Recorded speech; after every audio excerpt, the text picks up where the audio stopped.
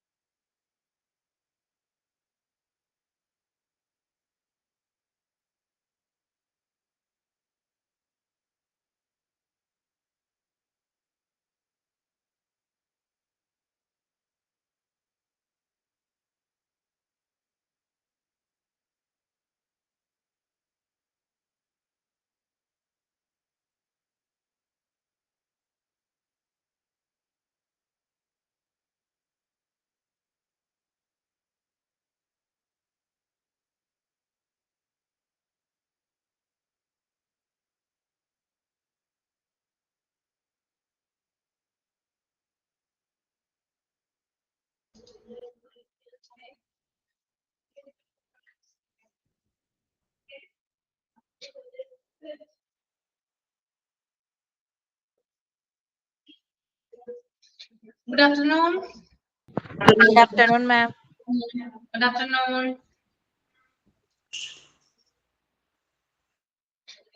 Good day, sir.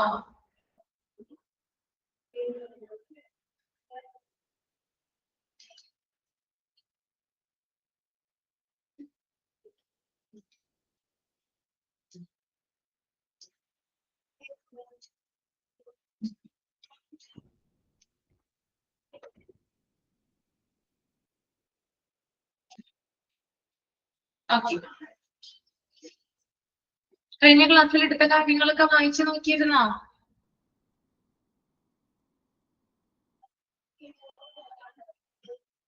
വായിച്ചു നോക്കിയോ?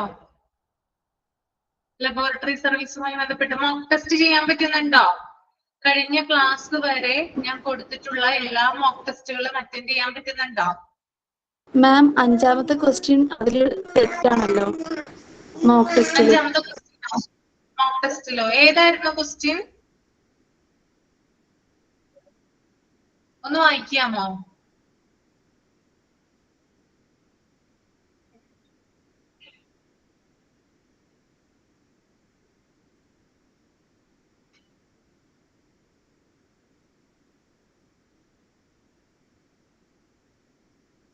ഒരു സെക്കൻഡ് കേട്ടോ, ഇപ്പൊ വരാം.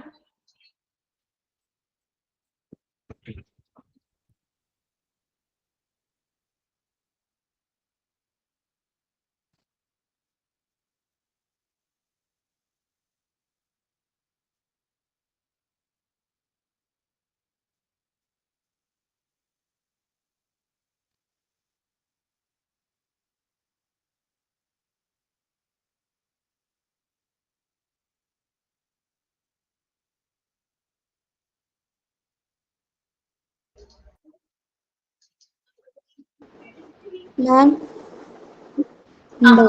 പറഞ്ഞോളൂ, ക്വസ്റ്റ്യൻ ഏതായിരുന്നു? കഴിഞ്ഞതിന്റെ അല്ല, അതിന്റെ മുന്നത്തെ തവണയുള്ളതാണ്. Which functional division of lab services deal with bacteriology, virology and mycology എന്നുള്ളത്. അതിൽ ആൻസർ വന്നിട്ട് മൈക്രോബയോളജിയാണ്. പക്ഷെ ഇതിൽ പറയണത് ബയോ കെമിസ്ട്രിയാണ്. ഗൈഡിലാണോ? അല്ല സോറി, ബുക്കിലാണോ? നോക്കട്ടെ കേട്ടോ.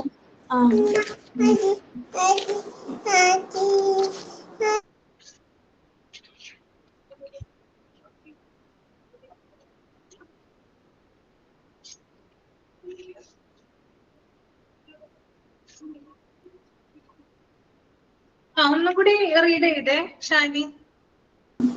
Which functional division of lab services deal with bacteriology, virology and mycology? Options answer വരുന്നത്. ഇതിലിപ്പോ ക്ലിനിക്കൽ ബയോകെമിസ്ട്രി ആണ് വരുന്നത് ആൻസർ ആയിട്ട്. നിങ്ങൾക്ക് കൊടുത്തിരിക്കുന്നത് ക്ലിനിക്കൽ ബയോകെമിസ്ട്രി എന്നാണോ? ഇതില് ആൻസർ ആയിട്ട് വരുന്നത് അതാണ്. അങ്ങനെയാ മാഡം. അങ്ങനെയാണല്ലേ? പക്ഷെ ആൻസർ ക്ലിനിക്കൽ മൈക്രോബയോളജി അല്ലേ? മൈക്രോബയോളജി ആണല്ലോ ആൻസർ. അത് ഞാനിവിടെ എഴുതി കൊടുത്തിരിക്കുന്നത് ക്ലിനിക്കൽ മൈക്രോബയോളജി എന്നാണ്. ഞാൻ ചോദിക്കട്ടെ അവരോട് എന്താണെന്ന്. ആ ശരി മാഡം.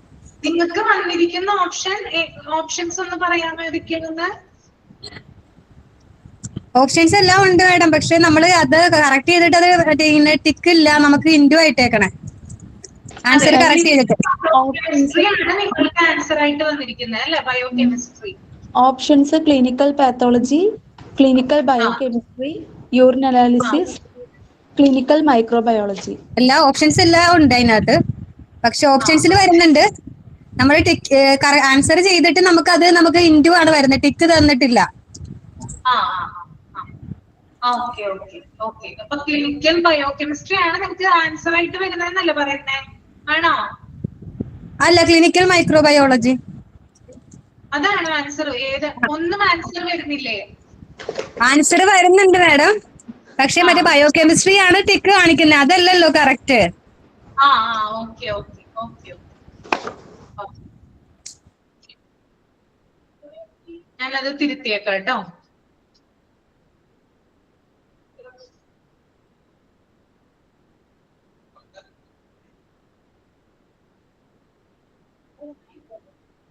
സാമ്പിൾ അക്സെപ്റ്റൻസ് തുടങ്ങി ഒന്ന് നിങ്ങൾ റീഡ് ചെയ്യോ കേട്ടോ. തേർഡ് പോയിന്റ് തുടങ്ങി ഒന്ന് അതല്ലേ, അത് തുടങ്ങിയിട്ടല്ലേ നമ്മൾ ഇനി എടുക്കാനുള്ളത്? Sample acceptance, rejection. ഓക്കെ, ആ third point, fourth point laboratory records includes but are not limited to the following ഉണ്ടല്ലോ, അതുവരെ റീഡ് ചെയ്യൂ. Okay.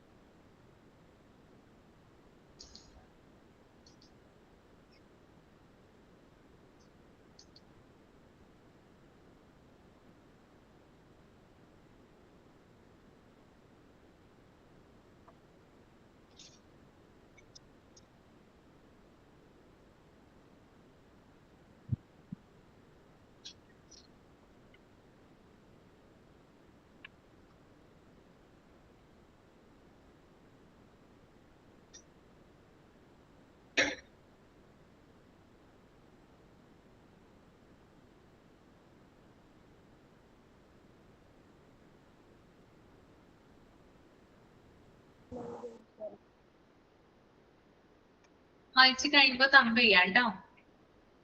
Good afternoon തസ്മീൻ.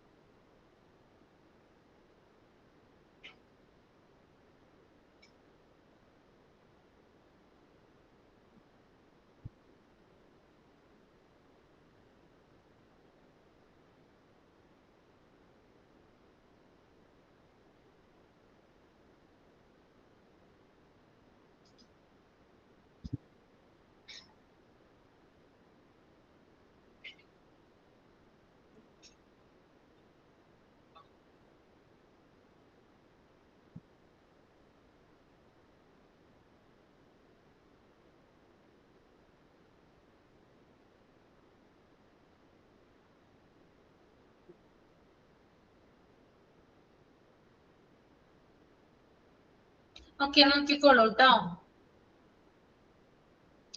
Sample acceptance and rejection.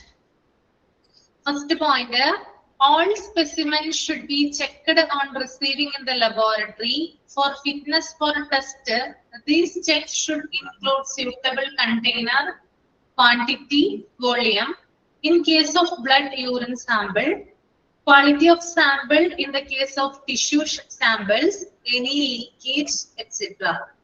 അതായത് നമ്മൾ ലബോറട്ടറിയിൽ ടെസ്റ്റ് ചെയ്യുന്ന എല്ലാ സാമ്പിളുകളും ചെക്ക് ചെയ്യണം. റിസീവ് ചെയ്യുന്ന സമയത്ത് ചെക്ക് ചെയ്യണം. സാമ്പിൾ എടുക്കുന്ന സമയത്ത് കറക്റ്റ് ആയിട്ട് എന്ത് ചെയ്തിരിക്കണം? ചെക്ക് ചെയ്തിരിക്കണം. ഒന്നാമത്തേന്ന് പറഞ്ഞാല് സാമ്പിൾ എടുക്കുന്ന സമയത്ത് അതിപ്പോ ബ്ലഡ് ആകാം അല്ലെങ്കിൽ യൂറിൻ ആകാം, അത് സ്യൂട്ടബിൾ ആയിട്ടുള്ള കണ്ടെയ്നറിലാണോ എന്ന് നമ്മൾ ചെക്ക് ചെയ്യേണ്ടതാണ്. അതുപോലെ തന്നെ ആവശ്യത്തിനുള്ള ക്വാണ്ടിറ്റി ഉണ്ടോ, മതിയായ അളവിലാണോ അത് എടുത്തിരിക്കുന്നതെന്ന് നോക്കണം. ഇപ്പോ നമ്മൾ ചില സമയത്ത് ബ്ലഡ് ഒക്കെ എടുക്കുന്ന സമയത്ത് അല്ലെങ്കിൽ യൂറിൻ ഒക്കെ എടുക്കുന്ന സമയത്ത് ചിലപ്പോ ലബോറട്ടറിയിലെ സ്റ്റാഫ് പറയാറുണ്ട് ഇത് മതിയാവില്ല, അല്ലെ? വോളിയം അല്ലെങ്കിൽ ക്വാണ്ടിറ്റി അങ്ങനെ പറയാറില്ലേ? പറയാറുണ്ട്. കുറച്ചൊക്കെ ആണെങ്കിൽ എന്ത് പറയും അവര്? ഇത്ര പോരാ, കുറച്ചും കൂടി ആവശ്യമാണ് ടെസ്റ്റ് ചെയ്യാന്ന് പറയും, അല്ലെ? അപ്പൊ അത്തരത്തിൽ എന്ത് ചെയ്യണം? കറക്റ്റ് ആയിട്ട് ചെക്ക് ചെയ്യേണ്ടതുണ്ട്. അതായത് സ്യൂട്ടബിൾ ആയിട്ടുള്ള കണ്ടെയ്നറിലാണോ എന്ന് നോക്കണം. അതുകൂടാതെ അതിന്റെ ക്വാണ്ടിറ്റി അല്ലെങ്കിൽ വോളിയം കറക്റ്റ് ആണോ എന്ന് നോക്കണം. ഇനി അതുപോലെ തന്നെ ടിഷ്യൂ സാമ്പിൾസ് ഒക്കെയാണ് എടുക്കുന്നതെങ്കിൽ അതിന്റെ ക്വാളിറ്റി നോക്കണം. അതായത് ക്വാളിറ്റി ഉള്ള ടിഷ്യൂ ആണോ കിട്ടിയിട്ടുള്ളത്, അത്തരത്തിലുള്ള സാമ്പിൾസ് ആണോ കിട്ടിയിട്ടുള്ളത് എന്ത് ചെയ്യണം? ചെക്ക് ചെയ്തിട്ടുണ്ടാകണം. പിന്നെ കണ്ടെയ്നർ, അതായത് നമ്മൾ എടുക്കുന്നത് സാമ്പിൾ എടുക്കുന്ന കണ്ടെയ്നറിൽ എന്തെങ്കിലും ലീക്കേജ് ഉണ്ടോ, അങ്ങനെയുള്ള കാര്യങ്ങളും എന്ത് ചെയ്തിരിക്കണം? ചെക്ക് ചെയ്തിട്ടുണ്ടായിരിക്കണം, അല്ലെ? അപ്പൊ നമുക്കറിയാം ലാബിൽ ചെല്ലുമ്പോൾ ഈ കാര്യങ്ങളൊക്കെ എന്ത് ചെയ്യാറുണ്ട്? ഇവർ നോക്കാറുണ്ട്. അതായത് സാമ്പിൾ എടുക്കുന്ന സമയത്ത് കറക്റ്റ് ആയിട്ട് എന്ത് നോക്കും? ഈ ഒരു സ്യൂട്ടബിൾ ആയിട്ടുള്ള കണ്ടെയ്നറിലാണോ അല്ലെങ്കിൽ എന്താ പറയാ ഇത്ര തരത്തിലുള്ള ക്വാണ്ടിറ്റി അല്ലെങ്കിൽ അതിനുള്ള ഒരു ക്വാളിറ്റി ഉണ്ടോ എന്ന് നോക്കാറുണ്ട്. ഓക്കെ. രണ്ടാമത്തെ പോയിന്റ് എന്ന് പറയുന്നത് record should be kept four acceptance rejection with the reasons and action specified of all the samples received in the laboratory as per the criteria defined earlier. ഇനി അതുപോലെ തന്നെ ഏതെങ്കിലും സാമ്പിളുകൾ ഇപ്പൊ അക്സെപ്റ്റ് ചെയ്തിട്ടുള്ള സാമ്പിളുകൾ ഉണ്ടാവാം, അല്ലെ? ലബോറട്ടറിയിൽ ടെസ്റ്റ് ചെയ്തിട്ടുള്ള സാമ്പിൾസ് ഉണ്ടാകാം, പിന്നെ റിജക്ട് ചെയ്തിട്ടുള്ള സാമ്പിളുകൾ ഉണ്ടാകാം. എന്തെങ്കിലും കാരണവശാൽ എന്ത് ചെയ്യാം? സാമ്പിൾസ് റിജക്ട് ചെയ്യാം. ചിലപ്പോ എന്താ പറയാ ആവശ്യത്തിനുള്ള ക്വാണ്ടിറ്റി ഇല്ലാത്തത് കൊണ്ടോ അല്ലെങ്കിൽ വേറെ ഏതെങ്കിലും കാരണങ്ങൾ കൊണ്ടോ എന്ത് ചെയ്യാം? ലബോറട്ടറി സാമ്പിൾ റിജക്ട് ചെയ്യാം. അപ്പൊ എന്തുകൊണ്ടാണ് ഇപ്പൊ അക്സെപ്റ്റ് ചെയ്താലും റിജക്ട് ചെയ്താലും എന്താണ് അതിന്റെ റീസൺ? എന്താണ്? പിന്നെ എന്തൊക്കെ ആക്ഷൻ ആണ് അതിന്മേൽ എടുത്തിട്ടുള്ളത്? ഇതൊക്കെ എന്ത് ചെയ്ത് വെക്കണം? രേഖപ്പെടുത്തി വെച്ചിട്ടുണ്ടാകണം. ഓക്കെ. അപ്പൊ ഇത്തരത്തിലുള്ള കാര്യങ്ങൾ എന്ത് ചെയ്യണം? ശ്രദ്ധിക്കേണ്ടതുണ്ട്. Then മൂന്നാമത്തെ point, if laboratory rejects any sample, it should be informed the patient, doctor and need for recollection. ഇനി ഏതെങ്കിലും കാരണവശാൽ ലബോറട്ടറി സാമ്പിൾ റിജക്ട് ചെയ്തിട്ടുണ്ടെങ്കിൽ ആ വിവരം പേഷ്യന്റിനെ അല്ലെങ്കിൽ അതിന്റെ ആ രോഗിയുടെ ഡോക്ടറിനെ ഉടനെ തന്നെ അറിയിക്കുകയും റീകളക്ട് ചെയ്യാനുള്ള സൗകര്യം ഉണ്ടാക്കി കൊടുക്കുകയും വേണം. ഓക്കെ. അപ്പോ നമ്മളിപ്പോ ലബോറട്ടറിയിൽ പോയി സാമ്പിൾ കൊടുത്തു, ബ്ലഡ് സാമ്പിൾ കൊടുത്തു എന്ന് വിചാരിക്കാം. ഏതെങ്കിലും ഒരു കാരണം കൊണ്ട് ആ സാമ്പിൾ റിജക്ട് ചെയ്യുകയാണ്. റിജക്ട് ചെയ്ത് കഴിഞ്ഞാൽ ഉടനെ തന്നെ എന്ത് ചെയ്യണം? അത് നമ്മളെ അറിയിക്കേണ്ടതുണ്ട്. ഇപ്പൊ ഹോസ്പിറ്റലിൽ അഡ്മിറ്റ് ആകുന്ന പേഷ്യൻസ് ആണെങ്കിൽ അത് ഡോക്ടറെയും അറിയിക്കേണ്ടതായിട്ടുള്ള റെസ്പോൺസിബിലിറ്റി ലാബ് ജീവനക്കാർക്കുണ്ട്. ഓക്കെ. പിന്നെ അതുപോലെ തന്നെ ആ സാമ്പിൾ എത്രയും പെട്ടെന്ന് റീകളക്ട് ചെയ്യാനുള്ള സൗകര്യവും കൊടുത്തിട്ടുണ്ടായിരിക്കണം. 3 പോയിന്റും ഓക്കെ അല്ലേ? ഓക്കെയാണ്. സെക്കൻഡ് ഒന്നുകൂടി പറയുമെന്ന്. അതായത് അക്സെപ്റ്റൻസ്, അതായത് സാമ്പിൾ സ്വീകരിക്കുന്നുണ്ടെങ്കിലോ അല്ലെങ്കിൽ സാമ്പിൾ റിജക്ട് ചെയ്യുന്നുണ്ടെങ്കിലോ അതിന്റെ കാരണം വ്യക്തമായിട്ട് രേഖപ്പെടുത്തിയിട്ടുണ്ടാകണം.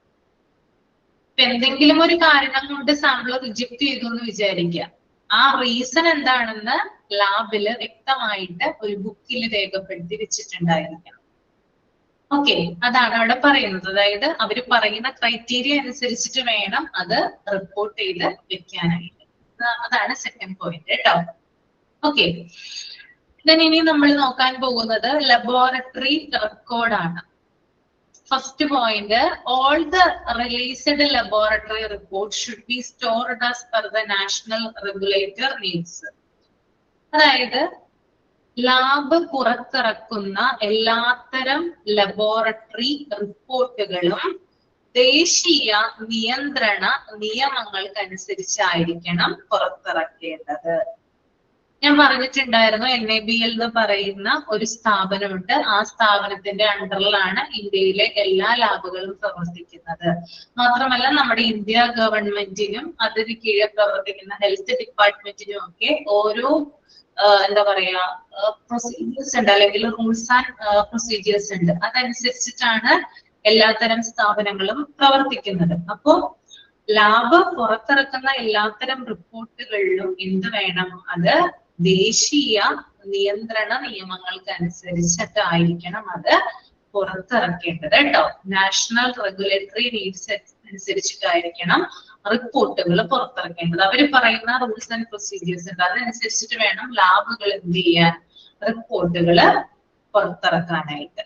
ഓക്കെ, രണ്ടാമത്തെ point, the records can be kept as physical copies as instrument printouts, photocopies or electronically LIS, HIS.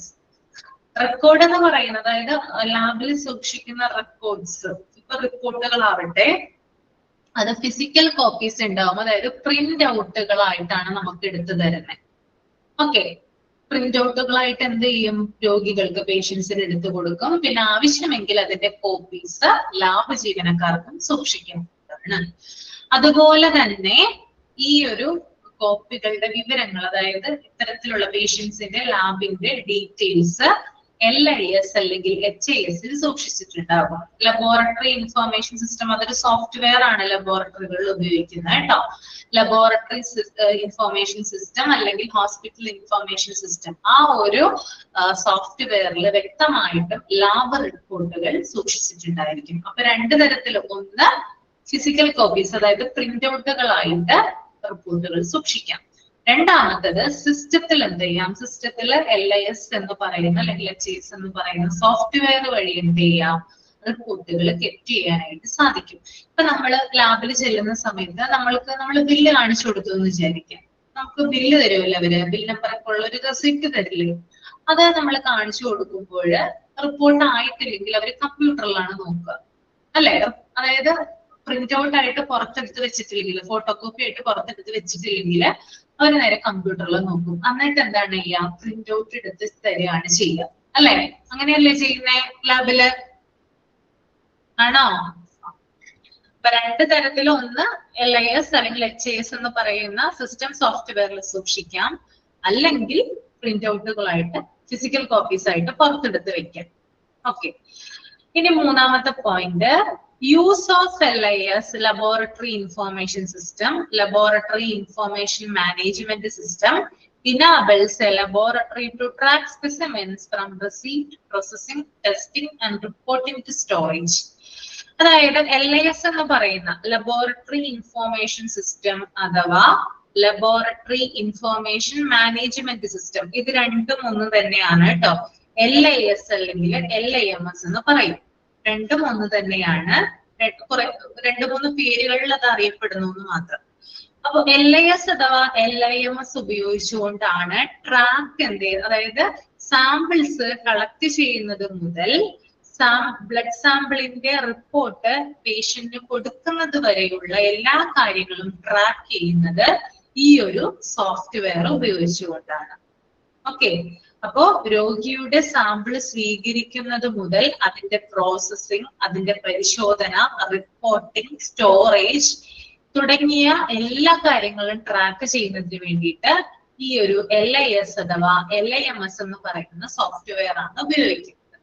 നമുക്കറിയാം, നമ്മൾ സാമ്പിള് ലബോറട്ടറിയിൽ കൊടുത്തു, അതിനുശേഷം അത് പരിശോധനയ്ക്ക് ലാബിലേക്ക് അയച്ചു, പിന്നെ അതിനുശേഷം നമുക്ക് ടെസ്റ്റ് റിസൾട്ട് നമ്മുടെ കയ്യിൽ എത്തുന്നു. ഇതൊക്കെ എന്തിനോട് ട്രാക്ക് ചെയ്യാനായിട്ട് സാധിക്കും?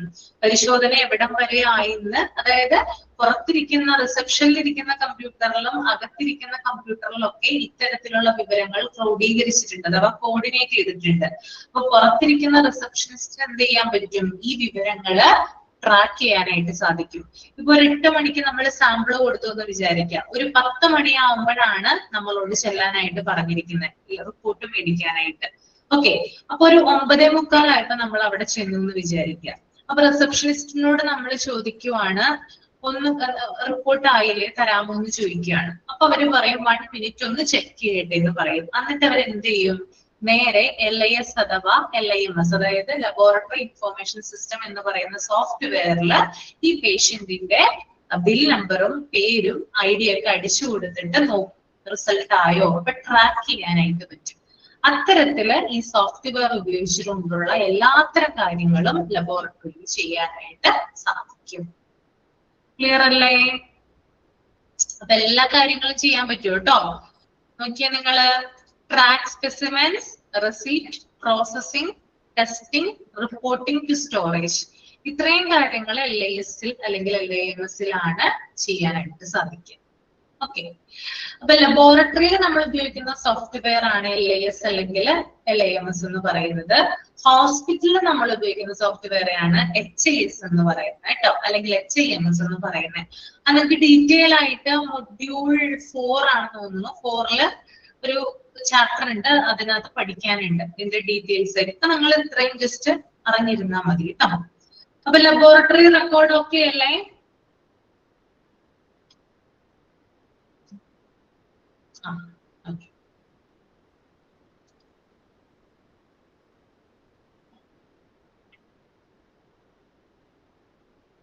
ഇനി നമുക്ക് ലബോറട്ടറി റെക്കോർഡുകളെ കുറിച്ച് നോക്കാം. Laboratory records include but are not limited to the following. അതായത് താഴെ പറയുന്നതൊക്കെ ലബോറട്ടറി റെക്കോർഡിൽ ഉൾപ്പെടുന്നവയാണ്. പക്ഷെ ഇത്രയുമല്ല, ഇതിലും കൂടുതലുണ്ട്. നമുക്ക് ഇത് കുറച്ച് മാത്രമാണ് ഇവിടെ കൊടുത്തിരിക്കുന്നതെന്ന് പ്രത്യേകം പറഞ്ഞിട്ടുണ്ട് കേട്ടോ. അപ്പൊ ആദ്യത്തേതാണ് റിക്വസ്റ്റ് ഫോംസ്. എന്താണ് റിക്വസ്റ്റ് ഫോംസ്?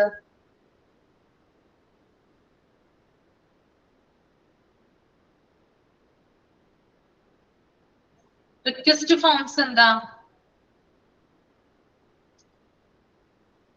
റിക്വസ്റ്റ് ഫോംസ് നമ്മൾ ആദ്യം പഠിച്ചിട്ടുണ്ടായിരുന്നു, ആദ്യത്തെ പോയിന്റിൽ ഉണ്ടായിരുന്നു. എന്താണ് request forms?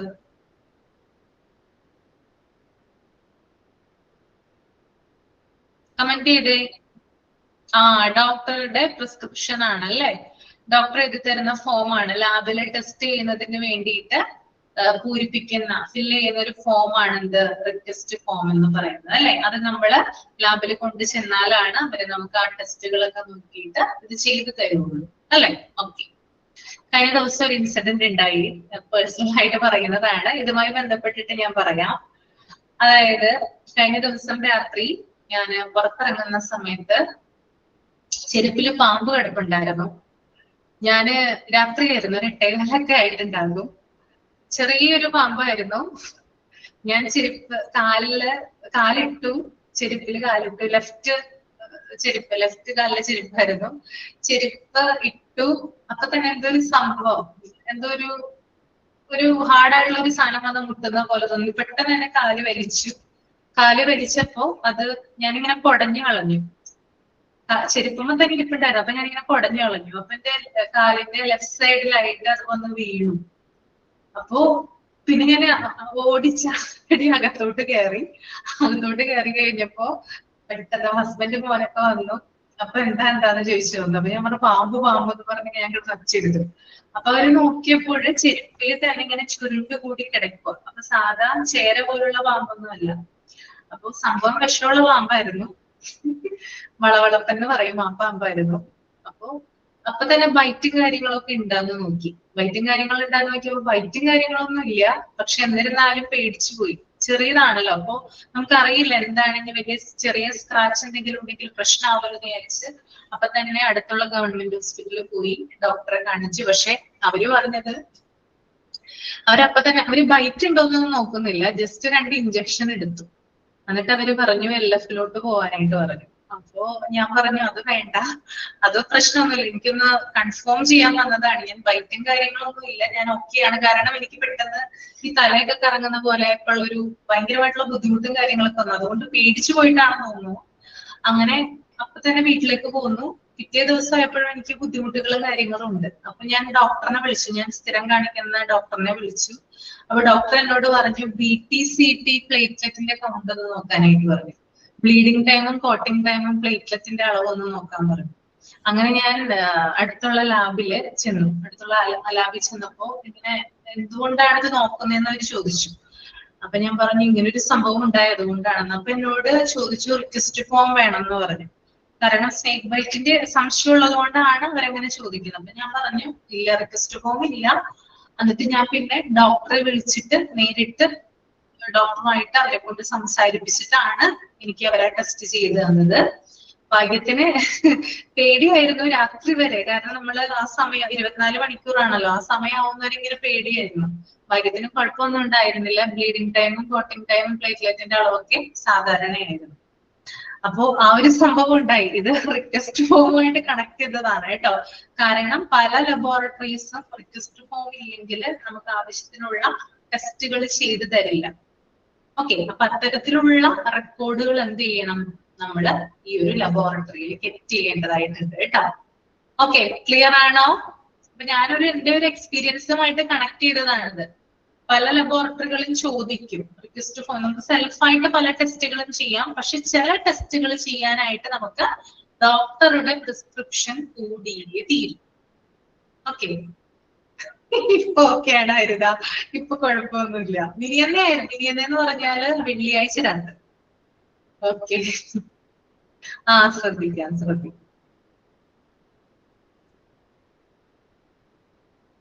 Next one, result and copies of reports. അതായത് പലതരത്തിലുള്ള, അതായത് റിസൾട്ടുകൾ ഉണ്ടല്ലോ നമുക്ക് തരുന്ന ലാബ് ടെസ്റ്റുകളുടെ റിസൾട്ട്, അതിന്റെ കോപ്പികൾ. റിക്വസ്റ്റ് ഫോം ആക്കില്ല അല്ലെ? റിക്വസ്റ്റ് ഫോം ചോദിക്കട്ടോ. പലതരത്തിലുള്ള കാര്യങ്ങൾക്കും ഇത്തരത്തിലുള്ള അടിയന്തരമായിട്ട് ഇങ്ങനെയുള്ള ചില സിറ്റുവേഷൻസ് ഒക്കെ ഉണ്ടാവില്ലേ, അത്തരത്തിലാണ് റിക്വസ്റ്റ് ഫോം കൂടുതൽ കമ്പലായിട്ട് അവർ ചോദിക്കുക. ബാക്കിയുള്ള കാര്യത്തിനൊന്നും കുഴപ്പമുണ്ടാവില്ല. അപ്പൊ അങ്ങനെ. ഓക്കെ, പിന്നെ result and copies of reports എന്ന് പറഞ്ഞാൽ നമ്മുടെ ടെസ്റ്റ് റിസൾട്ടുകളുടെ ഒറിജിനൽ റിസൾട്ടുകളും പിന്നെ അതുപോലെ തന്നെ അതിന്റെ കോപ്പീസും, അതിന്റെ റിപ്പോർട്ടുകൾ ലാബിൽ സൂക്ഷിക്കാറുണ്ട്. പിന്നെ അതുപോലെ തന്നെ ഇൻസ്ട്രുമെന്റ് പ്രിന്റ് ഔട്ട്സ്, അതായത് നമ്മൾക്ക് പല രീതിയിലുള്ള, അതായത് പ്രിന്റ് ഔട്ടുകളായിട്ട് നമുക്ക് കിട്ടാറുണ്ട് അല്ലെ. നമുക്കറിയാം പലതരത്തിലുള്ള ഉപകരണങ്ങൾ വെച്ചിട്ട് നമുക്ക് പ്രിന്റ് ഔട്ടുകളായിട്ട് നമുക്ക് കിട്ടാറുണ്ട്. അപ്പൊ അത്തരത്തിലുള്ള പ്രിന്റ് ഔട്ടുകൾ അത് ലാബിൽ സൂക്ഷിക്കാറുണ്ട്. ദെൻ അതുപോലെ തന്നെ laboratory work books and work sheets. Laboratory work books and work sheet എന്ന് പറയുമ്പോൾ ലബോറട്ടറി വർക്ക് ബുക്ക് ആദ്യം പറയാം. ലാബില് ദിവസേന നടത്തുന്ന പരിശോധനകളുടെ വിശദമായിട്ടുള്ള രേഖകൾ എഴുതി സൂക്ഷിക്കുന്ന ബുക്കുകളെയാണ് ലബോറട്ടറി വർക്ക് ബുക്കുകൾ എന്ന് പറയുന്നത് കേട്ടോ. ലാബില് സ്ഥിരമായിട്ട് അല്ലെങ്കിൽ ദിവസേന നടത്തുന്ന പരിശോധനകൾ ഉണ്ടല്ലോ, അതിന്റെ ഡീറ്റെയിൽസ് എഴുതി സൂക്ഷിക്കുന്ന ബുക്കാണെന്ത്, വർക്ക് ബുക്ക് എന്ന് പറയുന്നത്. മനസ്സിലായോ? ക്ലിയർ ആണോ പറഞ്ഞത്?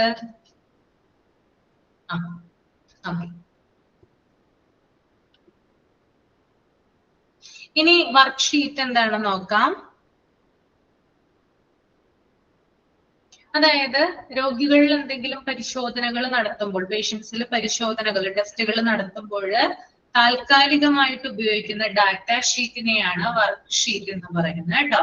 ടെസ്റ്റുകൾ നടത്തുന്ന സമയത്ത് എന്തെങ്കിലും റഫറൻസിന് വേണ്ടിയിട്ട് താൽക്കാലികമായിട്ട് ഉപയോഗിക്കുന്ന ഡാറ്റ ഷീറ്റ് ആണ് എന്ത്, വർക്ക് ഷീറ്റ് എന്ന് പറയുന്നത്.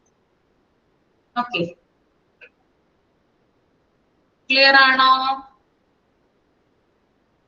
ഓക്കെ അല്ലേ? ഇനി ലബോറട്ടറി രജിസ്റ്റേഴ്സ്, അതായത് ലബോറട്ടറിയിൽ പലതരത്തിലുള്ള രജിസ്റ്റേഴ്സ് സൂക്ഷിക്കാറുണ്ട്. സ്റ്റോക്ക് രജിസ്റ്റർ സൂക്ഷിക്കാറുണ്ട്, അതുപോലെ സ്റ്റാഫ് രജിസ്റ്റർ സൂക്ഷിക്കാറുണ്ട്, അതുപോലെ തന്നെ മറ്റ് അവരുടെ പണമിടപാടുകളുമായി ബന്ധപ്പെട്ടിട്ടുള്ള റെക്കോർഡുകൾ സൂക്ഷിക്കാറുണ്ട്. അത്തരത്തില് കുറേയധികം റെക്കോർഡ്സ് എവിടെയുണ്ട്, അല്ലെങ്കിൽ രജിസ്റ്റേഴ്സ് എവിടെയുണ്ട്, ലബോറട്ടറിയിലുണ്ട്. Okay. The next one, calibration records and calculation factors.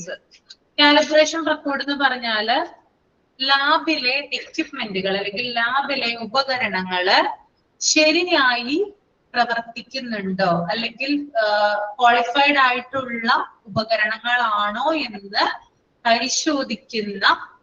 പരിശോധിച്ചിട്ട് അത് രേഖപ്പെടുത്തുന്നതാണ് എന്ത് കാലിബ്രേഷൻ റെക്കോർഡ്. അതായത് ലാബിലെ റെക്കോർഡ്സ് എന്ത് ചെയ്യും, ലാബിലെ ഉപകരണങ്ങൾ ചെക്ക് ചെയ്തിട്ട് അത് ക്വാളിഫൈഡ് ആയിട്ടുള്ള ഏത് പോയിന്റ് ആണ് വിട്ടുപോയത് ഹരിത? ഞാൻ എല്ലാം പറഞ്ഞിട്ടുണ്ടല്ലോ, എല്ലാം പറഞ്ഞിട്ടില്ലേ? പോയിന്റ് ആയിട്ടല്ലേ പറഞ്ഞിരിക്കുന്നേ, ഒന്നും വിട്ടിട്ടില്ലല്ലോ. ഓക്കെ, അപ്പോ കാലിബ്രേഷൻ റെക്കോർഡ് എന്ന് പറഞ്ഞാൽ ഒന്നും കൂടി പറയാം.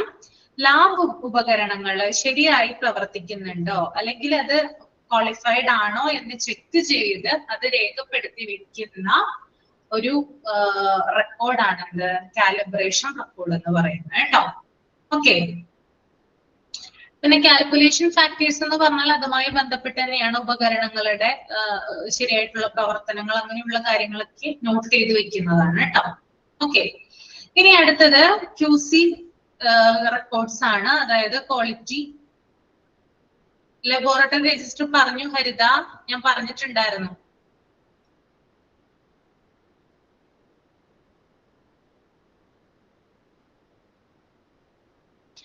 ക്വാളിറ്റി QC റെക്കോർഡ്സ് എന്ന് പറഞ്ഞാൽ ക്വാളിറ്റി കൺട്രോൾ റെക്കോർഡ്സ് ആണ്. അതായത് ലാബില് നടത്തുന്ന പരിശോധനകള് ട്രസ്റ്റ്ഫുൾ ആണോ എന്ന് നടത്താനായിട്ട്, അതായത് ലാബിലെ എല്ലാത്തരം ടെസ്റ്റുകൾ നടത്തുന്നുണ്ടല്ലോ, അത്തരത്തിലുള്ള ടെസ്റ്റുകള് ട്രസ്റ്റ്ഫുൾ ആണോ എന്ന് നോക്കി അത് രേഖപ്പെടുത്തി വെക്കുന്നതാണ് എന്ത് QC റെക്കോർഡ്സ് അഥവാ ക്വാളിറ്റി കൺട്രോൾ റെക്കോർഡ്സ് എന്ന് പറയുന്നത് കേട്ടോ.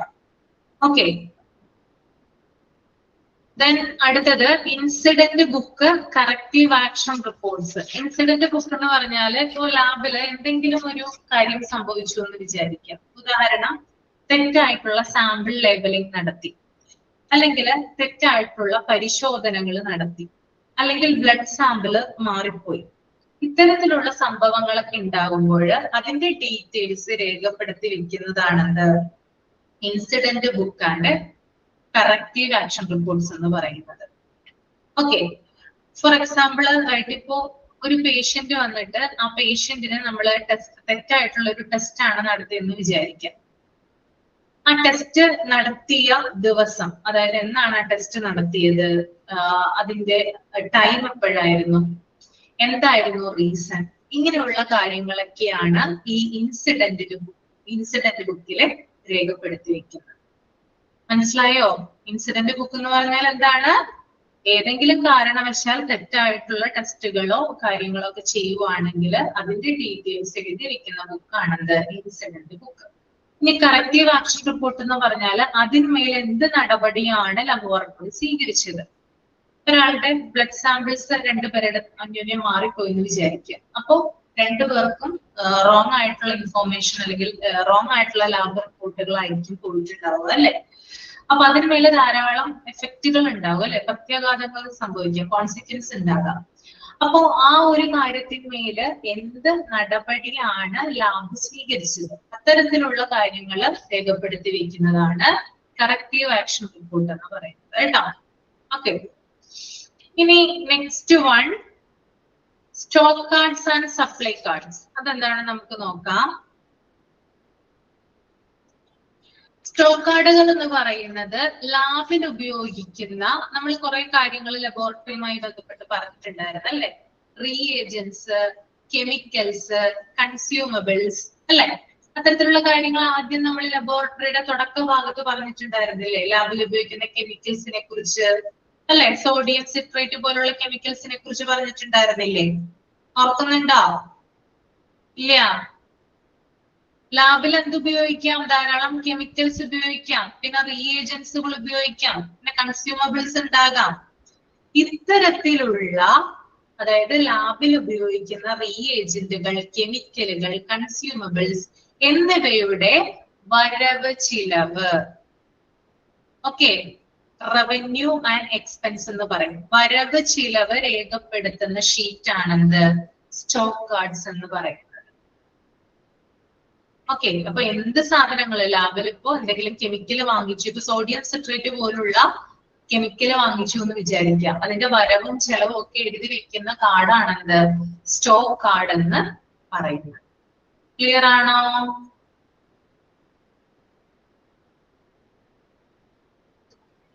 അപ്പൊ സ്പെസിഫൈ ചെയ്ത് പറയുന്നുണ്ട് കേട്ടോ, കെമിക്കലുകള് റിയേജന്റുകൾ പോലുള്ള കാര്യങ്ങളുടെ ഡീറ്റെയിൽസ് ആണ് നമുക്ക് സ്റ്റോക്ക് കാർഡിൽ കാണാനായിട്ട് പറ്റുക. ഇനി സപ്ലൈ റെക്കോർഡ്സ് ഉണ്ട്. സപ്ലൈ റെക്കോർഡ്സ് എന്ന് പറഞ്ഞാൽ പൊതുവായിട്ട് ജനറലി നമ്മൾ ഉപയോഗിക്കുന്നത്, അതായത് നമ്മള് ലാബില് എന്ത് വാങ്ങിയാലും എന്ത് സപ്ലൈ ചെയ്താലും അതിന്റെ ഡീറ്റെയിൽസ് രേഖപ്പെടുത്തി വെക്കുന്നതാണ് സപ്ലൈ റെക്കോർഡ്സ് എന്ന് പറയുന്നത് കേട്ടോ. അതിലെല്ലാ കാര്യങ്ങളും പെടും. പക്ഷെ സ്പെസിഫൈ ചെയ്ത് ഇന്ന കാര്യങ്ങൾക്ക് വേണ്ടി മാത്രം എന്ന് പറയുന്നതാണെന്ത് സ്റ്റോക്ക് കാർഡ്സ്. ലാബിൽ എന്ത് സാധനം നമ്മൾ വാങ്ങിച്ചോ അല്ലെങ്കിൽ നമ്മൾ എന്ത് സാധനം വിറ്റോ അതുമായി ബന്ധപ്പെട്ടിട്ടുള്ള കാര്യങ്ങളൊക്കെ എന്താണ്, വിറ്റ് എന്ന് പറയാൻ പറ്റില്ല, സപ്ലൈ ചെയ്തു വിതരണം ചെയ്തോ അതുമായി ബന്ധപ്പെട്ടുള്ള കാര്യങ്ങളൊക്കെ സപ്ലൈ റെക്കോർഡ്സിലാണ് സൂക്ഷിച്ചു വെക്കുന്നത്. Okay, next one personal records ആണ്. ഇത് വ്യക്തിപരമായിട്ടുള്ള വിവരങ്ങളാണ് കേട്ടോ. Staff training, competency records and health records എന്ന് പറയും.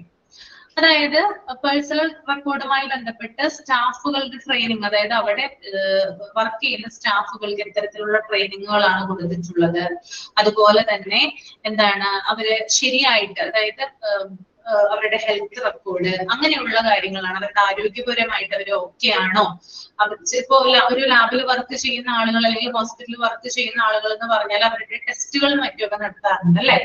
പലതരത്തിലുള്ള ടെസ്റ്റുകൾ നടത്താറില്ലേ ഹോസ്പിറ്റലൊക്കെ വർക്ക് ചെയ്യുന്ന സമയത്ത്? ഹോസ്പിറ്റലിൽ വർക്ക് ചെയ്യാനായിട്ട് നമ്മൾ ജോയിൻ ചെയ്യാൻ പോവുകയാണെന്ന് വിചാരിക്കാം, അവരെന്ത് പറയും, ഇത്തരത്തിലുള്ള ടെസ്റ്റുകളൊക്കെ നടത്താൻ പറയും അല്ലെ. ചില ഹോസ്പിറ്റലുകൾ അവരുടെ തന്നെ ചെലവിൽ എന്ത് ചെയ്യാറുണ്ട്, ടെസ്റ്റുകൾ നടത്താറുണ്ട്. ഇനി മറ്റു ചില ഹോസ്പിറ്റലില് നമ്മൾ സ്വന്തം ചെലവിൽ എന്ത് ചെയ്യണം, ഈ ടെസ്റ്റുകളൊക്കെ ചെയ്യണം. പിന്നെ വാക്സിൻസ് ഒക്കെ എടുക്കാറുണ്ട് അല്ലെ. ഹോസ്പിറ്റലിൽ വർക്ക് ചെയ്യുന്നവരാണെങ്കിൽ വാക്സിൻസ് ഒക്കെ എടുക്കാറുണ്ട്. അത്തരത്തില് സ്റ്റാഫുകളുമായി ബന്ധപ്പെട്ടിട്ടുള്ള ആരോഗ്യ രേഖകൾ, അവരുടെ സ്റ്റാഫ് ട്രെയിനിങ്, ഇത്തരത്തിലുള്ള റെക്കോർഡുകളാണ് പേഴ്സണൽ റെക്കോർഡ്സിൽ വരുന്നത്. പിന്നെ അതുപോലെ തന്നെ കംപ്ലൈന്റ്സ് ആൻഡ് ദെയർ റിസൊല്യൂഷൻ. ഇനി അവിടെ വർക്ക് ചെയ്യുന്ന സ്റ്റാഫുകൾക്ക് എന്തെങ്കിലും പരാതികൾ ഉണ്ടെങ്കിൽ അതുമായി ബന്ധപ്പെട്ടിട്ടുള്ള രേഖകളാണ് എന്ത് കംപ്ലൈന്റ്സ് ആൻഡ് ദെയർ റെസൊല്യൂഷൻ എന്ന് പറയുന്നത് കേട്ടോ. പരാതികൾ ഉണ്ടെങ്കിൽ അതിന്മേൽ പരിഹാരം കണ്ടിട്ടുണ്ടെങ്കിൽ അതുമായി ബന്ധപ്പെട്ട ഡീറ്റെയിൽസ് ആണ് കേട്ടോ. ഓക്കെ, പിന്നെ ഇൻവെന്ററി ആണ്. ഇൻവെന്ററി അതിന്റെ ബ്രാക്കറ്റിൽ ഓർ അസെറ്റ്സ് എന്ന് ഇട്ടിട്ടുണ്ട്. അതായത് ഒരു ഹോസ്പിറ്റലിന്റെ അസെറ്റ് എന്ന് പറയുന്നത് എന്താ, അല്ല സോറി, ഒരു ലബോറട്ടറിയുടെ അസെറ്റ് എന്താ, അസെറ്റ്സ്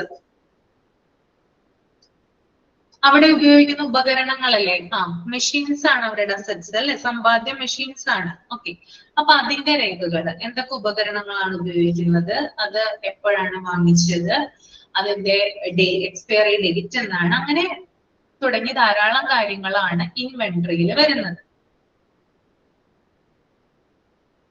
ഇനി സേഫ്റ്റി മാനുവൽ ആണ് കേട്ടോ. സേഫ്റ്റി മാനുവൽ എന്ന് പറഞ്ഞാല് ലാബിലുള്ള ഉപകരണങ്ങള്, അതായത് അതെങ്ങനെ പ്രവർത്തിപ്പിക്കണം, അതുപോലെ അതിന്റെ എങ്ങനെയാണ് റൂൾസ് എന്താണ്, അതിന്റെ പ്രൊസീജിയേഴ്സ് എന്താണ്, അങ്ങനെയുള്ള കാര്യങ്ങളൊക്കെയാണ് സേഫ്റ്റി മാനുവലിൽ ഉൾക്കൊള്ളുന്നത് കേട്ടോ. ഒരു ലാബിലെ ഉപകരണങ്ങൾ എന്തൊക്കെയാണ് ചെയ്യേണ്ടത്, എങ്ങനെ പ്രവർത്തിപ്പിക്കാം, അതെങ്ങനെ കൈകാര്യം ചെയ്യണം തുടങ്ങിയിട്ടുള്ള കാര്യങ്ങളാണ് സേഫ്റ്റി മാനുവലിലുള്ളത്. പിന്നെ ബഡ്ജറ്റ് നമുക്കറിയാം സാധാരണ ഒരു വർഷത്തേക്കാണ് ബഡ്ജറ്റ് പ്രിപ്പയർ ചെയ്യുന്നത് അല്ലെ. ഒരു വർഷത്തെ ലാബിന്റെ വരവ് ചെലവ് കണക്കുകൾ, അതായത് അവരുടെ ഇൻകം എത്രയായിരുന്നു, അവരുടെ എക്സ്പെൻഡിച്ചർ, അതായത് എക്സ്പെൻസ് ചെലവ് എങ്ങനെയായിരുന്നു, ഇത്തരത്തിലുള്ള കാര്യങ്ങൾ, അവർക്ക് ലാഭമാണോ നഷ്ടമാണോ ആ ഒരു വർഷം ഉണ്ടായതെന്ന് ബഡ്ജറ്റിലൂടെയാണ് അറിയാനായിട്ട് സാധിക്കും. അപ്പൊ അവരുടെ ഒരു വർഷത്തെ മൊത്തം കാൽക്കുലേഷൻ ആണ് ബഡ്ജറ്റിൽ വരുന്നത് കേട്ടോ. ഫോർ എക്സാമ്പിൾ വരവ് ചെലവ് കണക്കുകൾ. വരവ് ചെലവ് കണക്ക് എന്ന് പറഞ്ഞാൽ എന്താണ്, അതായത് ഇൻകം ആൻഡ് എക്സ്പെൻഡിച്ചർ എത്രയാണ്, അതിലൂടെ പ്രോഫിറ്റ് ആണോ നഷ്ടം ലോസ് ആണോ ഉണ്ടായതെന്ന് കണക്കാക്കാനായിട്ട് സാധിക്കും. ഓക്കെ, എല്ലാ സ്ഥാപനവും നമ്മള് ഈ വരവ് ചെലവ് കണക്കുകൾ നോക്കുന്നുണ്ട് അല്ലെ. എല്ലാ സ്ഥാപനങ്ങളും നോക്കാറില്ലേ? എല്ലാ സ്ഥാപനങ്ങളും നോക്കാറുണ്ട് അല്ലെ. അതുപോലെ തന്നെ ലബോറട്ടറിയും എന്ത് ചെയ്യാറുണ്ട്, ഇത്തരത്തിലുള്ള കാര്യങ്ങൾ നോക്കാറുണ്ട്. ഓക്കെ. പിന്നെ SOPs ആണ്. SOPs കഴിഞ്ഞ ക്ലാസ്സിൽ പറഞ്ഞിട്ടുണ്ടായിരുന്നു, സ്റ്റാൻഡേർഡ് ഓപ്പറേറ്റിംഗ് പ്രൊസീജിയേഴ്സ് ആണ് അല്ലെ. അതിനെ കുറിച്ച് ഞാൻ ഡീറ്റെയിൽ ആയിട്ട് പറയുന്നില്ല. സ്റ്റാൻഡേർഡ് ഓപ്പറേറ്റിംഗ് പ്രൊസീജിയേഴ്സ് എല്ലാ ലബോറട്ടറികൾക്കും ഉണ്ട്, അതനുസരിച്ചിട്ടാണ് ഇത് പ്രവർത്തിക്കുന്നത്. അപ്പോ അത് കേട്ടോ. ഇനി അതുപോലെ തന്നെ work load and surveillance reports ആണ്. അതായത് ഒരു ലബോറട്ടറിയില് അവിടെയുള്ള സ്റ്റാഫുകൾക്ക് ഇത്ര സമയം തുടങ്ങി ഇത്ര സമയം വരെ ആയിരിക്കും ഡ്യൂട്ടി ഉണ്ടാവുക അല്ലെ. അപ്പൊ അവരുടെ ജോലി സമയം എത്ര മണിക്ക് തുടങ്ങി എത്ര മണിക്കാണ് അവസാനിക്കുന്നത്, എത്ര പേരാണ് ഷിഫ്റ്റ് ചെയ്യുന്നത്, അങ്ങനെ ജോലിയുമായി ബന്ധപ്പെട്ടിട്ടുള്ള വിവരങ്ങളാണ് വർക്ക് ലോഡ് ആൻഡ് സർവൈലൻസ് റിപ്പോർട്ട്സിൽ വരുന്നത്. ഓക്കെ, ഇത്രയും കാര്യങ്ങൾ ഓക്കെ ആണോ? ഇത് എക്സാമിനൊന്നും കാര്യമായിട്ട് ചോദിക്കില്ല, ഞാനിത് നിങ്ങൾക്ക് അറിയാൻ വേണ്ടിയിട്ട് പറഞ്ഞു തന്നതാണ് കേട്ടോ. ഏകദേശം ഒരു ഐഡിയ കിട്ടാൻ വേണ്ടിയിട്ടാണ് പറഞ്ഞു തന്നത്. ഓക്കെ,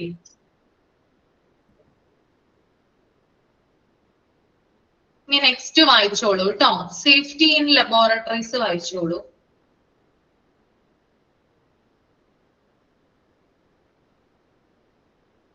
ഞാനെല്ലാം പറഞ്ഞു തരാം. ഞാൻ ലാസ്റ്റ് 10 minutes ഞാൻ നിങ്ങൾക്ക് തരാം, അപ്പൊ ചോദിച്ചാൽ മതി, അപ്പൊ പറഞ്ഞുതരാം.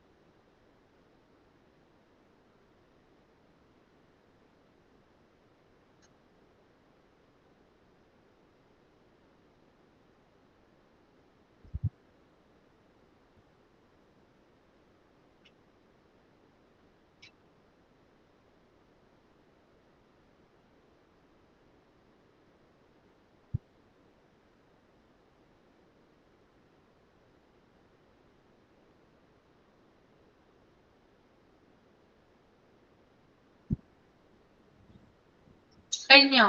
ഓക്കെ, നമുക്ക് നോക്കാം അല്ലേ. Safety in laboratories. Personnel who are working in laboratories may be subjected to risk from various chemicals, infectious materials, fire danger, electrical shock, gas leak, etc. The environment is also at risk of being contaminated by dangerous materials used and waste generated in the laboratory. Policies should define the use of sharp, disposal of bio-waste, reagents, sharp and other waste evolved in the laboratory according to the local and national regulations. It is necessary to train all personnel in standard precautions. Safety in laboratories therefore includes protection of both the personnel and the environment from dangerous materials. Okay. അപ്പോൾ ലബോറട്ടറിയിൽ ജോലി ചെയ്യുന്ന ജീവനക്കാർക്ക് പലതരത്തിലുള്ള അപകട സാധ്യതകൾ ഉണ്ടാകാം എന്നാണ് പറയുന്നത്, അല്ലേ?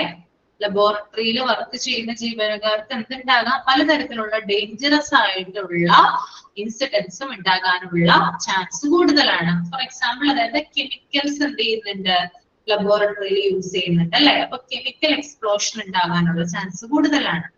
പിന്നെ ഇൻഫെക്ഷ്യസ് ആയിട്ടുള്ള മെറ്റീരിയൽസ് ഉണ്ട്, അല്ലെ? വളരെയധികം സ്പ്രെഡ് ആകുന്ന രീതിയിലുള്ള ഇൻഫെക്ഷ്യസ് മെറ്റീരിയൽസ് ഉണ്ട്. അത് സ്റ്റാഫുകൾക്ക് അഫക്ട് ചെയ്യാനുള്ള ചാൻസ് കൂടുതലാണ്. അതുപോലെ തന്നെ തീപിടുത്തം ഉണ്ടായി കഴിഞ്ഞാൽ അത് ഡേഞ്ചർ ആണ്. ഇലക്ട്രിക്കൽ ഷോക്ക് ഉണ്ടാവാനുള്ള ചാൻസ് കൂടുതലാണ്. ഗ്യാസ് ലീക്ക് ഉണ്ടാവാനുള്ള ചാൻസ് കൂടുതലാണ്. അപ്പൊ ഇത്തരത്തിലുള്ള അപകടങ്ങൾ എവിടെ ഉണ്ടാകും? ലബോറട്ടറിയില് നോർമലി ഉണ്ടാകാറുണ്ട്. അപ്പോ ഇങ്ങനെയുള്ള അപകടങ്ങളിൽ നിന്ന് എന്ത് ചെയ്യണം? രക്ഷ നേടണം, അല്ലെ? ഓക്കെ. പിന്നെ അതുപോലെ തന്നെ മറ്റൊരു കാര്യം സൂചിപ്പിക്കുന്നത് താഴെ പറയുന്ന പാരഗ്രാഫില്, the environment is also at risk of being contaminated by dangerous materials used and waste generated in the laboratory. ഈ ലബോറട്ടറിയിൽ എന്തുണ്ട്? അതായത് ധാരാളം റിസ്ക് ഉള്ള, അതായത് കണ്ടാമിനേറ്റഡ് ആയിട്ടുള്ള, അതായത് വളരെ അധികം രീതിയിൽ, വളരെ വലിയ രീതിയിൽ സ്പ്രെഡ് ചെയ്യുന്ന രീതിയിലുള്ള അപകടകരമായിട്ടുള്ള മെറ്റീരിയൽസ് എവിടെ ഉപയോഗിക്കുന്നുണ്ട്? ലബോറട്ടറിയിൽ ഉപയോഗിക്കുന്നുണ്ട്. പിന്നെ ധാരാളം ജേംസ് ഉണ്ട്. ഇതൊക്കെ എന്ത് ചെയ്യാം? അവിടെയുള്ള, അതായത് ഒരു പേഷ്യന്റ് ബ്ലഡ് സാമ്പിൾ കൊടുക്കാനായിട്ട് വന്നു എന്ന് വിചാരിക്കാം. ഓക്കെ, ലബോറട്ടറി ജീവനക്കാർ ശരിയായ രീതിയിൽ മാസ്ക് ധരിച്ചിട്ടില്ലെങ്കിൽ, ശരിയായ രീതിയിൽ കൈ കഴുകിയില്ലെങ്കിൽ എന്ത് സംഭവിക്കാം? സാമ്പിൾ എടുക്കുന്ന സമയത്ത് എന്ത് സംഭവിക്കാം? എന്താ സംഭവിക്കുന്നേ? സാമ്പിൾ എടുക്കുന്ന സമയത്ത് പേഷ്യന്റിന് ഭയങ്കരമായിട്ടുള്ള ചുമയുണ്ട്, പനിയുണ്ട്, ഇതൊക്കെ ഉണ്ടെന്ന് വിചാരിക്കാം. ഓക്കെ, അപ്പൊ പേഷ്യന്റിന്റെ ഉള്ളിൽ എന്തുണ്ട്? ഇൻഫെക്ഷസ് ആയിട്ടുള്ള ജേംസ് ഉണ്ട്. അത് ലബോറട്ടറി സ്റ്റാഫിന് സ്പ്രെഡ് ചെയ്യാം, ഇല്ലേ? അവര് മാസ്ക് ധരിച്ചിട്ടില്ല എങ്കിൽ, അല്ലെങ്കിൽ അവര് ശരിയായിട്ട് കൈ കഴുകിയിട്ടില്ലെങ്കിൽ എന്താവും? ഇൻഫെക്ഷൻ ഉണ്ടാകാനുള്ള ചാൻസ് കൂടുതലാണ്. അപ്പോ ഈ ലബോറട്ടറി എൻവയൺമെന്റ് എന്ന് പറയുന്നത് അത് റിസ്ക് കൂടുതലാണ്. ഡേഞ്ചറസ് ആയിട്ടുള്ള അല്ലെങ്കിൽ ഇൻഫെക്ഷസ് ആയിട്ടുള്ള രോഗങ്ങൾ ഉണ്ടാകാനുള്ള ചാൻസ് കൂടുതലാണ്. അതുകൊണ്ട് തന്നെ നല്ല രീതിയിൽ എന്ത് ചെയ്യണം? പ്രിക്കോഷൻ നമ്മൾ എടുത്തിരിക്കണം, പ്രിവെൻഷൻ മെത്തേഡ് ഉപയോഗിച്ചിരിക്കണം എന്നാണ് പറയുന്നത്. പിന്നെ അതുപോലെ തന്നെ ചില പോളിസികൾ ഉണ്ട്. അതായത് ലബോറട്ടറിയിൽ ഉപയോഗിക്കുന്ന ഷാർപ്പ് ആയിട്ടുള്ള മെറ്റീരിയൽസ് ഉണ്ട്. അതായത് ലബോറട്ടറിയിൽ ഇപ്പൊ എന്താണ്, നൈഫ് പോലുള്ള കാര്യങ്ങൾ, സിസേഴ്സ് പോലുള്ള കാര്യങ്ങൾ, അങ്ങനെയുള്ള ഷാർപ്പ് ആയിട്ടുള്ള ഒബ്ജക്റ്റ് ഉപയോഗിക്കില്ലേ? ഉപയോഗിക്കാറുണ്ട് ലബോറട്ടറിയില്. പിന്നെ സൂചി പോലുള്ള കാര്യങ്ങള്, ഇല്ലേ? ഉപയോഗിക്കാറുണ്ട്. അപ്പോ അത് ഉപയോഗിക്കുമ്പോൾ എന്ത് ചെയ്യണം? ശ്രദ്ധ വേണം. അതുപോലെ തന്നെ ബയോ വേസ്റ്റ് ഡിസ്പോസൽ ചെയ്യുമ്പോഴും വളരെയധികം കെയർഫുൾ ആയിരിക്കണം. പിന്നെ റീഏജൻസ് ആയാലും ഷാർപ്പ് ആയിട്ടുള്ള മറ്റ് മെറ്റീരിയൽസ് ആണെങ്കിലും ഉപയോഗിക്കുമ്പോൾ എന്ത് ചെയ്തിരിക്കണം? വളരെ കെയർഫുൾ ആയിട്ടായിരിക്കണം. ഓക്കെ. പിന്നെ അതുപോലെ തന്നെ വേസ്റ്റ് നമ്മൾ ഡിസ്പോസൽ ചെയ്യുന്ന സമയത്ത് ലോക്കൽ ആൻഡ് നാഷണൽ റെഗുലേഷൻ, അതായത് നമ്മുടെ പ്രാദേശികമായിട്ടുള്ള അല്ലെങ്കിൽ ദേശീയ തലത്തിലുള്ള നിയന്ത്രണങ്ങൾക്ക് വിധേയമായിട്ട് വേണം വേസ്റ്റ് ഡിസ്പോസൽ ചെയ്യാനായിട്ട് കേട്ടോ. പിന്നെ ട്രെയിൻഡ് ആയിട്ടുള്ള ആളുകളായിരിക്കണം ലബോറട്ടറിയിൽ ജോലിക്കാരായിട്ട് എത്തേണ്ടത്. ഫോർ എക്സാമ്പിൾ, ഇപ്പൊ ഒരു തീപിടുത്തം ഉണ്ടായെന്ന് വിചാരിക്കുക, ഒരു ഗ്യാസ് ലീക്കേജ് ഉണ്ടായെന്ന് വിചാരിക്കുക. അതുമായിട്ട് പ്രിക്കോഷൻസ് നേരത്തെ ട്രെയിൻ ചെയ്തിട്ടുള്ള ആളുകളാണെങ്കിൽ അതിൽ നിന്ന് അവർക്ക് രക്ഷ നേടാനായിട്ട് സാധിക്കും. അപ്പൊ സ്റ്റാൻഡേർഡ് പ്രിക്കോഷൻസ് അറിഞ്ഞിരിക്കുന്ന പേഴ്സണൽ ആയിരിക്കണം ലബോറട്ടറിയിൽ ജോലി ചെയ്യേണ്ടത്. പിന്നെ അതുപോലെ തന്നെ ലബോറട്ടറിയിൽ ജോലി ചെയ്യുന്ന ജീവനക്കാരായാലും അതുപോലെ തന്നെ എൻവയൺമെന്റിന് ഒരു ഹസാർഡ് മേക്കാത്ത രീതിയിലുള്ള പ്രിക്കോഷൻസ് ആയിരിക്കണം നമ്മൾ എടുത്തിരിക്കേണ്ടത്. ആ ഒരു പ്രൊട്ടക്ഷൻ നമ്മൾ മുൻകൂർ എടുത്തിരിക്കണം എന്നാണ് പറയുന്നത് കേട്ടോ. ഓക്കെ, ക്ലിയർ ആണോ? ഓക്കെ, അപ്പൊ ഞാനിനി മൈക്ക് ഓൺ ചെയ്യാം. നിങ്ങൾക്ക് എന്തെങ്കിലും ഡൗട്ട് ഉണ്ടെങ്കിൽ ചോദിച്ചോളൂ. ഇനി ജനറൽ സേഫ്റ്റി മെഷേഴ്സ് നമുക്ക് വ്യാഴാഴ്ച എടുക്കാം കേട്ടോ. ബാക്കി നമുക്ക് നെക്സ്റ്റ് ക്ലാസ്സിൽ എടുക്കാം. മതിയില്ലേ? പേടിക്കണ്ട, എക്സാമിന് മുമ്പ് നിങ്ങളുടെ പോർഷൻസ് ഞാൻ കംപ്ലീറ്റ് ചെയ്യൂ കേട്ടോ. അതോർത്ത് പറയൊന്നും ആകണ്ട. കുറച്ച് ഇമ്പോർട്ടന്റ് ആയിട്ടുള്ള ചാപ്റ്റർ ആയതുകൊണ്ടാണ് ഇതിങ്ങനെ കുറച്ച് എക്സ്പ്ലെയിൻ ചെയ്ത് നിങ്ങൾക്ക് തരുന്നത്. ഓക്കെ, എക്സാം നിങ്ങൾക്ക് ഡേറ്റ് വരും, എന്തായാലും ഡേറ്റ് ഉണ്ടാവും കേട്ടോ. ഡേറ്റ് നിങ്ങൾക്ക് ഇൻഫോർമേഷൻ വരും. അടുത്ത മാസമായിരിക്കും മിക്കവാറും. അറിയില്ല കേട്ടോ, കറക്റ്റ് എനിക്ക് അറിയില്ല. നിങ്ങൾക്ക് ഇൻഫോർമേഷൻ കിട്ടും.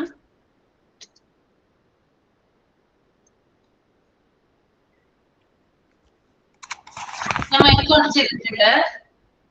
മാം, ആ ലബോറട്ടറി റെക്കോർഡ് ഇല്ലേ, ലബോറട്ടറി റെക്കോർഡ്, അതിന്റെ 2 പോയിന്റ് ഒന്ന് പറയാമോ മാം? ലബോറട്ടറി റെക്കോർഡിന്റെ ലബോറട്ടറി റെക്കോർഡ്, അപ്പൊ ആ 2 പോയിന്റ് പറയാം. ആ 2 point laboratory record 2 point, first second നാലാമത്തെ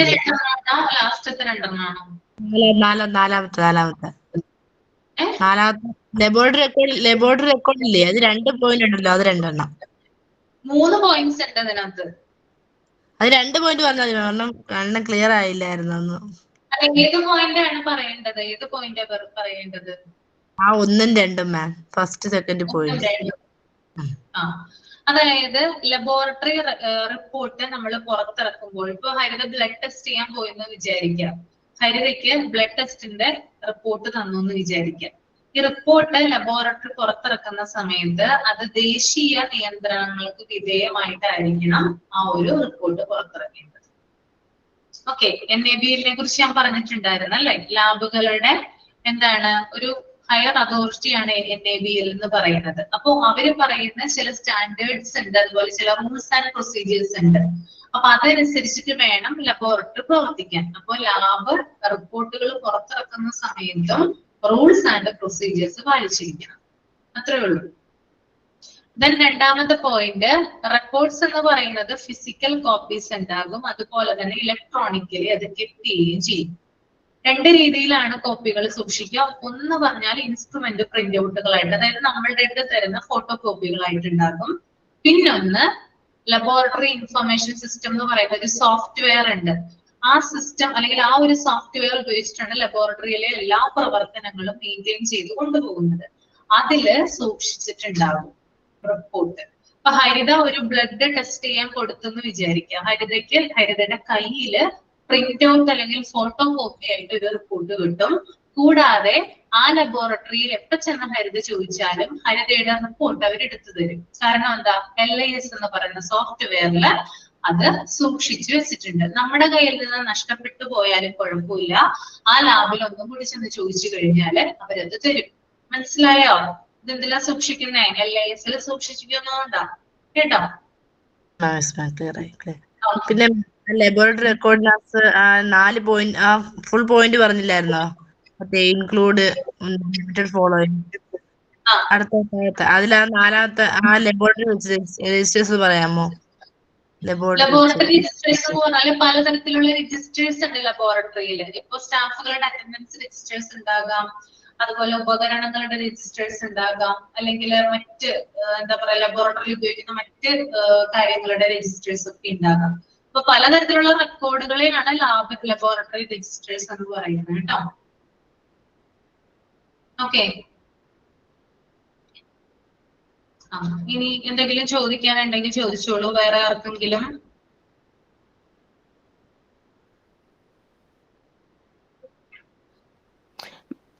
മാം, ആ 3ാമത്തേതുണ്ടല്ലോ സാമ്പിൾ അക്സെപ്റ്റൻസ്, അതിനാ 1ാമത്തെ പോയിന്റ് ഒന്ന് പറയാം. 1ാമത്തെ പോയിന്റോ? അതെ മാം. 1ാമത്തെ പോയിന്റ് ആണോ? ഓൾ സ്പെസിമെൻ ആണോ? അതെ മാം. All specimens should be checked on receiving in the laboratory for fitness for test. This check should include suitable container, quantity, volume in case of blood, urine sample, quality of sample in the case of tissue samples, any leakage, etc. അതായത് ലബോറട്ടറിയില് sample receive ചെയ്യുന്ന സമയത്ത് അത് suitable കണ്ടെയ്നറിലാണോ എന്ന് check ചെയ്യണം. മാത്രമല്ല അതിന് test ചെയ്യാൻ വേണ്ടിയിട്ടുള്ള ക്വാണ്ടിറ്റി ഉണ്ടോ അല്ലെങ്കിൽ അതിന് വോളിയം ഉണ്ടോ എന്ന് ടെസ്റ്റ് ചെയ്യേണ്ടതാണ്. ഓക്കെ, ഇപ്പൊ നമ്മള് ബ്ലഡ് കൊടുത്തു എന്ന് വിചാരിക്കാം, അത് വേണ്ട, യൂറിൻ കൊടുത്തു എന്ന് വിചാരിക്കാം. യൂറിൻ ഇൻഫെക്ഷൻ ഉണ്ടോ എന്ന് അറിയാനായിട്ട് യൂറിൻ കൊടുത്തു എന്ന് വിചാരിക്കാം. ഓക്കെ, അപ്പൊ യൂറിൻ എടുക്കുന്ന സമയത്ത് നമ്മൾ ആ ബോട്ടിൽ യൂറിൻ എടുത്ത് കഴിഞ്ഞിട്ട് നമ്മൾ നേരെ ആ ലാബിന്റെ ഉൾവശത്തായിട്ട് ആ ഏരിയയിൽ കൊണ്ടുവയ്ക്കും അല്ലെ. അപ്പൊ വേണമെങ്കിൽ ഫ്ലബോട്ടമിസ്റ്റ് വന്ന് പറയും ഈ യൂറിൻ പോരാന്ന് പറയും.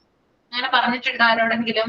ഞാൻ എക്സാമ്പിൾ സഹിതം പറഞ്ഞിരുന്നതാണ് കേട്ടോ ആശയ്ക്ക്. ഓക്കെ, കാരണം ടെസ്റ്റ് ചെയ്യാൻ വേണ്ടിയിട്ടുള്ള വോളിയം അതിലില്ല.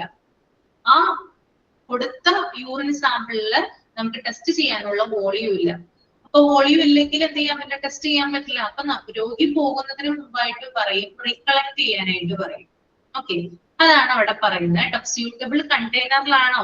അതായത് നമ്മൾ ചിലപ്പോൾ പറയാറുണ്ട് ഈ നമ്മള് ബ്ലഡ് അല്ലെങ്കിൽ യൂറിൻ സാമ്പിൾ ഒക്കെ എടുക്കുന്ന സമയത്ത് കറക്റ്റ് ആയിട്ട് അവർ പറയും വെള്ളം ഒന്നും ഒഴിക്കരുത് കേട്ടോ ബോട്ടിലിന്റെ മീതെന്ന് പറഞ്ഞിട്ടുണ്ടോ? പറഞ്ഞിട്ടില്ലെങ്കിൽ കൂടിയും നിങ്ങൾക്ക് അറിയാവുന്ന കാര്യമാണ് അല്ലെ. നമ്മൾ വേറൊരു സാധനം ഇതിനകത്ത് ആക്കില്ല അല്ലെ. യൂറിൻ എടുക്കുന്ന ആ ബോട്ടിലാണെങ്കിൽ യൂറിൻ മാത്രമാണ് അതിനകത്ത് ഉണ്ടാവുക, പകരം വെള്ളം ഒന്നും കലർത്തില്ല അല്ലെ. അപ്പോ സ്യൂട്ടബിൾ ആയിട്ടുള്ള കണ്ടെയ്നറിലാണോ മതിയായിട്ടുള്ള വോളിയം ഉണ്ടോ എന്ന് ചെക്ക് ചെയ്യാറുണ്ട്. പിന്നെ ക്വാളിറ്റി ഓഫ് സാമ്പിൾ, ഇപ്പൊ ടിഷ്യൂ ഒക്കെ എടുക്കുന്ന സമയത്താണെങ്കിൽ അതിന്റെ ക്വാളിറ്റി നോക്കും, ക്വാളിറ്റി ചെക്ക് ചെയ്യും, ലീക്കേജും കാര്യങ്ങളൊക്കെ ഉണ്ടോ എന്ന്, ചോർച്ചയൊക്കെ ഉണ്ടോ എന്ന് നോക്കാറുണ്ട്. അതായത് എടുക്കുന്ന ആ ഒരു കണ്ടെയ്നറിൽ ലീക്കേജ് സംഭവിക്കുന്നുണ്ടോ എന്നൊക്കെ ചെക്ക് ചെയ്യാറുണ്ട് കേട്ടോ. അതാണ് സാമ്പിൾ അക്സെപ്റ്റൻസിലെ ആദ്യത്തെ പോയിന്റ്. ഇപ്പൊ ക്ലിയർ ആയോ ആശയ്ക്ക്? ഓക്കെ, പിന്നെ ഡൗട്ട് ഉണ്ടെന്നെങ്കിലും ഇല്ല എന്നാ വൈൻഡപ്പ് ചെയ്തോട്ടെ.